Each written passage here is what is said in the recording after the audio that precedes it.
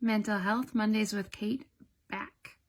Season 1, Episode 17, Mental Health and Resolutions. Now, this was supposed to be this past Monday. So, like 3 days after everybody started their resolutions, which would have been great, but, whatever.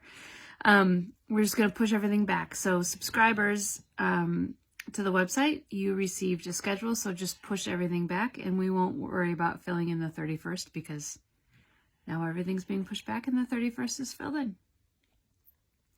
So I just wanted to do a little shout out. I know that New Year's resolutions are a pretty big thing for some people.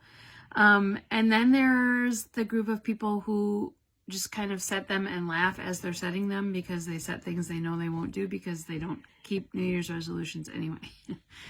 So then one would argue, what is the point in setting it in the first place? But that's a whole nother issue. Here's the thing about New Year's resolutions.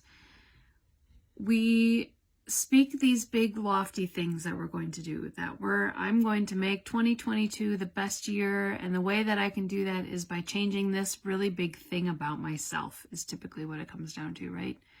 I'm going to start running and sign up for a marathon.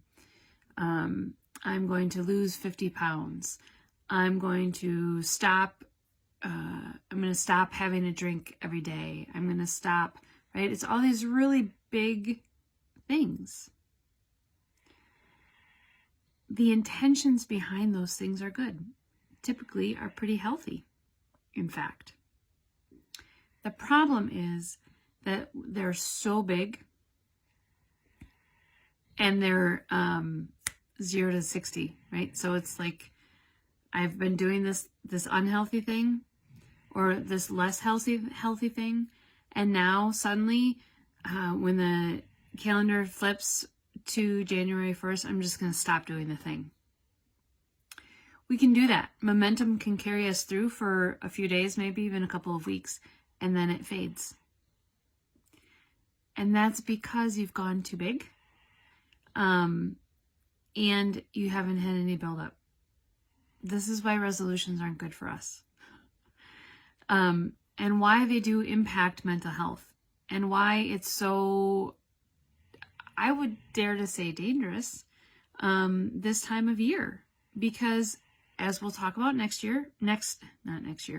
week, seasonal affective disorder, combine not keeping your resolutions with a time of the year, at least in the Midwest, that is at higher risk of things like seasonal affective disorder, and that's a pretty bad combination.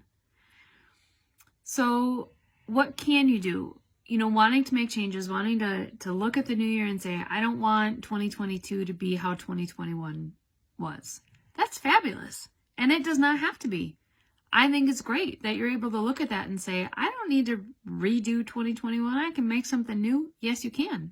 You absolutely can. Here's how to do so in a way that keeps your mind healthy and everything else healthy, hopefully, depending on what you're doing. SMART goals. SMART goals, look it up. And I say look it up because maybe I'll get it this time, but I usually forget one of them. But specific, measurable, attainable, realistic, and time-oriented. I did it. That's a big deal. Specific, measurable, attainable. That's the one we usually fail on. Realistic and time-oriented, time-specific. Whatever your resolution is, whatever the big thing is that maybe already on January 10th you're just not tackling anymore, break it down. Break it down to small things. You can't go from whatever you've been doing. You can't go from, I pay for my gym membership and I go once a month, to I'm going to the gym every day.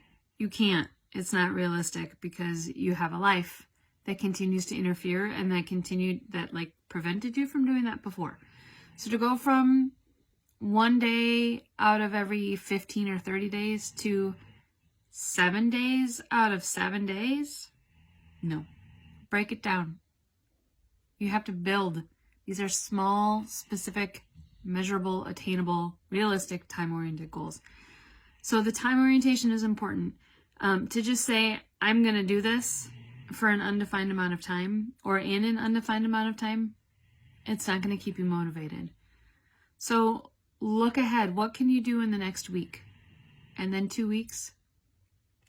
And then a month? What's my weekly goal? What's my monthly goal? What's my 6-month goal? And if you need something between 1 month and 6 months, do 3. That's appropriate. Break it down. That's how you keep your mind healthy and you keep yourself invested, because you're doing small bits. And small bits are a whole lot easier to stay focused on and determined to follow through. So, while I support wholeheartedly the idea of saying I'm running a marathon in 2022, if you're not a runner, start with I'm running a 5K in the first quarter of 2022. See how that goes. Because here's the thing, we aren't all runners. We just aren't. So see what your body can do. Maybe your body is better at weightlifting. Maybe your body is better at swimming. Maybe your body is better at, I don't know, speed walking or kickboxing or ice skating, cross-country skiing. I don't know, there's so many things. Maybe there's a lot you can do, but maybe running isn't it. So do you see what happens then? If you have never been a runner, try to force yourself into being a runner. You can't be because your body can't do it for whatever reason. And then you start sabotaging yourself. And it turns into this really ugly narrative that you put in your brain. So, what are the things you want to change about yourself? Don't lose that momentum. It's still really good to do. Change those things, but do so with SMART goals that get you there bit by bit by bit. Because we can't just change it overnight. It's not realistic. We don't have fairy godmothers. Sorry. We are forever, every day, becoming a better reflection of who God created us to be. That's my personal approach to things. That I am consistently being molded if I am open to that, and being shaped. So, how can you make your resolutions into SMART goals? How do you break them down? How do you narrow them, make them actually realistic and attainable? Did you catch that word? Measurable? Yeah, you need to know how you're succeeding. But also attainable. Is it something that you know that you can do? Start there. And then once you do that thing, use that as a building block to figure out, okay, so what's the next little bit that I can do? Attainable. Very important. And realistic. Realistic, not just about, is this something I can feasibly do? Attainable. But realistic as in, does it fit into your life? Or are there things in your life that you need to change and reorganize and restructure before you can even start tackling this goal? If you have to be at work at 8 and you live an hour from work, are you going to get up at 3 or 4 in the morning to work out? I know people who do. And you know what, Jenny, Amy, kudos to you guys. There are many of you, but those are the two that come straight to mind. Kudos to you. But not everybody can do that. So what is realistic for you? Do you have to navigate children's activity schedules? Okay, then let's talk about that. Let's figure that out. It can be done. Just keep it realistic, because that's how you keep things manageable in your own time frame. So, mental health resolutions. The solution here is SMART goals. Specific, measurable, attainable, realistic, and time specific. Preferably, in my opinion, small bits of time.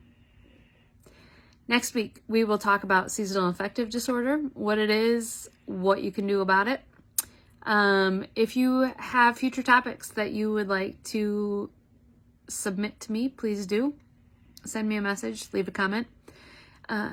If you would like to be in the know of what's going on with the red couch, the yellow dress, Faith Doesn't Erase Grief, subscribe to my website. That is the fastest way to know what's happening. www.katejmeyer.com.